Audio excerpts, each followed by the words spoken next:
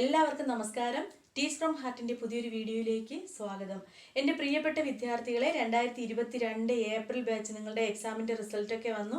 നിങ്ങളുടെ കമൻസൊക്കെ കണ്ടപ്പോൾ വളരെയധികം സന്തോഷമുണ്ട്. അപ്പോൾ ആദ്യമേ തന്നെ ഞാൻ നിങ്ങളോട് എൻ്റെ നന്ദി അറിയിക്കുകയാണ്. കാരണം നമ്മുടെ ചാനലിനെ ഇത്രയും അധികം നിങ്ങൾ പ്രയോജനപ്പെടുത്തി ഞാൻ എന്താണോ നിങ്ങൾക്ക് വേണ്ടിയിട്ട് എടുത്ത എഫർട്ട് അതിനുള്ളത് നിങ്ങളുടെ കമൻസിൽ നിന്ന് എനിക്ക് മനസ്സിലായി. വളരെയധികം സന്തോഷമുണ്ട്.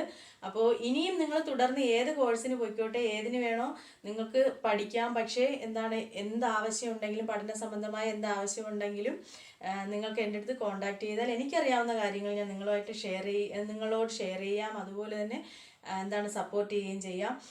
കമൻസിലൂടെയാണ് ഞാൻ ഇത്രയും അധികം നിങ്ങൾക്ക് നമ്മുടെ ക്ലാസ്സുകൾ പ്രയോജനപ്പെട്ടു എന്ന് അറിയുന്നത്. കാരണം നിങ്ങൾ എത്രയാണോ എഫേർട്ട് എടുത്ത് ഉറക്കം ഇല്ലാതിരുന്ന് പഠിച്ചത്, അതുപോലെ ഞാനും നിങ്ങൾക്കൊപ്പം ഉണ്ടായിരുന്നു. കാരണം എൻ്റെ മറ്റെല്ലാ ആവശ്യങ്ങളും ക്ലാസ്സുകളും ഒക്കെ മാറ്റി വെച്ചിട്ടാണ് ഓരോ ദിവസവും ഞാൻ നിങ്ങൾക്കായിട്ട് 2 മാർക്കിൻ്റെയും അതുപോലെ തന്നെ 6 മാർക്ക് ഇങ്ങനെ നിങ്ങൾക്കായിട്ട് വീഡിയോസ് അപ്ലോഡ് ചെയ്തുകൊണ്ടിരുന്നത്.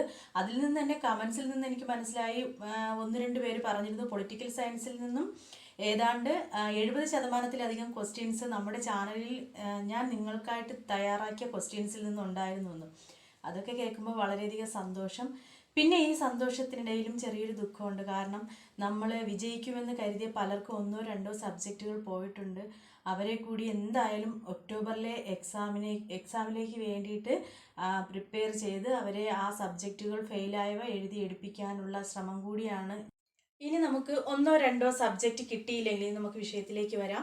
അതായത് 1-2 സബ്ജക്റ്റ് അല്ലെങ്കിൽ ഒരു സബ്ജക്റ്റ് ആയിക്കോട്ടെ, എത്ര സബ്ജക്റ്റ് ആയാലും നിങ്ങൾക്ക് ഫെയിലായി എന്ന് വിചാരിക്കുക. നിങ്ങൾക്ക് 5 വർഷം വരെ അതിനുള്ള ടൈമുണ്ട് എഴുതിയെടുക്കാനായിട്ട്. NIOSൽ അവസരം ഉണ്ടായിരിക്കും. ഒക്ടോബറിലും എഴുതാം, അതുപോലെ തന്നെ ഏപ്രിൽ, അങ്ങനെ നിങ്ങൾക്ക് 5 വർഷം വരെ എഴുതാം. ഏറ്റവും പ്രധാനപ്പെട്ട കാര്യം ഞാൻ മുൻപ് മിക്ക വീഡിയോസിലും പറഞ്ഞിട്ടുള്ളതാണ്, TMA അല്ലെ, അസൈൻമെൻറ്റും പ്രൊജക്റ്റും അതൊന്നും നിങ്ങൾക്ക് സബ്മിറ്റ് ചെയ്യേണ്ട ആവശ്യം വരുന്നില്ല. അപ്പോൾ ഏതാണോ നമുക്ക് ഫെയിലായ സബ്ജക്റ്റ് അത് മാത്രം എഴുതിയെടുത്ത് നമുക്ക് എന്ത് ചെയ്യും, നേരത്തെ മാർക്ക് ലിസ്റ്റിൽ കൂടി ആഡ് ചെയ്ത് നിങ്ങളുടെ TMA മാർക്ക് കൂടി ആഡ് ചെയ്ത് നിങ്ങൾക്ക് സർട്ടിഫിക്കറ്റ് ലഭിക്കും, മാർക്ക് ലിസ്റ്റും സർട്ടിഫിക്കറ്റും ഒക്കെ. അപ്പോൾ വരുന്ന ഒക്ടോബറിലേക്ക് വേണ്ടി എല്ലാവരും നന്നായി തന്നെ, എന്തായാലും ഒരു സബ്ജക്റ്റ് 2 സബ്ജക്റ്റോ അതിൽ കൂടുതലൊന്നും ആർക്കും പോയിട്ടില്ല. നമുക്ക് ഒക്ടോബറിൽ എഴുതാം. ഞാൻ പറയുന്നത് ഒക്ടോബറിൽ എഴുതുന്നതായിരിക്കും നല്ലത്. കാരണം അല്പം കൂടി പഠിക്കാൻ, നിങ്ങൾ പഠിച്ച കാര്യങ്ങളാണ്, അതിനെ ഒന്ന് റിവൈൻഡ് ചെയ്തെടുക്കുന്ന ഒരു അത്ര ഒരു ബുദ്ധിമുട്ടേ ഉണ്ടാവുകയുള്ളൂ. അപ്പോൾ ഒക്ടോബറിലാകുമ്പോൾ നമുക്ക് കുറച്ചുകൂടി സമയം കിട്ടും. ഒരു സബ്ജക്റ്റോ 2 സബ്ജക്റ്റോ എത്രയായാലും നമുക്ക് പഠിച്ചെഴുതാവുന്നതേ ഉള്ളൂ.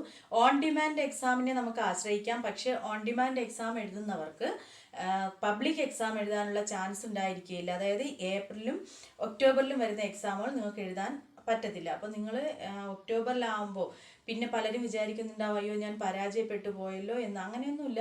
നമ്മൾ എഴുതിയെടുക്കാൻ കഴിയുന്നതാണ്. നിങ്ങൾക്ക് തന്നെ അറിയാം എത്ര ഈസിയാണെന്ന്. മിക്കവർക്കും സംഭവിച്ചത് സമയം തികയാതെ വന്നതാണ് അല്ലേ. 3 മണിക്കൂറാണെങ്കിലും ക്വസ്റ്റ്യൻസ് കിട്ടാൻ താമസിച്ചവരുണ്ടായിരുന്നു. ആ ക്വസ്റ്റ്യൻസ് വായിച്ചെടുത്ത് സമയം പോയവരുണ്ടായിരുന്നു. അങ്ങനെ പരാജയം സംഭവിച്ച ഒരുപാട് പേരുണ്ട്. അവർ പേഴ്സണലി എന്നോട് പറഞ്ഞിരുന്നു, ടീച്ചറെ എഴുതാനുള്ള സമയം കിട്ടിയില്ല, അല്ലെങ്കിൽ ക്വസ്റ്റ്യൻസ് എല്ലാം ഞങ്ങൾക്ക് മനസ്സിലാക്കാൻ സാധിച്ചില്ല, ക്വസ്റ്റ്യൻസ് തന്നത് താമസിച്ചായിരുന്നു ക്ലാസ്സിൽ, ഇങ്ങനെയുള്ള ഒരുപാട് സെൻറ്ററിൽ ക്വസ്റ്റ്യൻ കിട്ടിയത് താമസിച്ചായിരുന്നു. ഇങ്ങനെ ഒരുപാട് പരാതികൾ, ഒരുപാട് വിഷമങ്ങൾ പറഞ്ഞിരുന്നു. അപ്പോൾ ഇനിയും പഠിക്കാം, നമുക്ക് പഠിച്ച് എന്ത് ചെയ്യാം, ഒക്ടോബറിൽ നന്നായിട്ട് പഠിച്ച് ഒക്ടോബറിൽ നമുക്ക് എക്സാം എഴുതാം. എല്ലാവിധ സപ്പോർട്ടും നിങ്ങൾക്ക് ഞാൻ തരുന്നതാണ്. നിങ്ങൾക്ക് എന്ത് ഡൗട്ട്, പഠിക്കുന്ന കാര്യത്തിൽ എന്ത് ഡൗട്ട് ഉണ്ടെങ്കിലും നിങ്ങൾക്ക് എന്നോട് ചോദിക്കാം.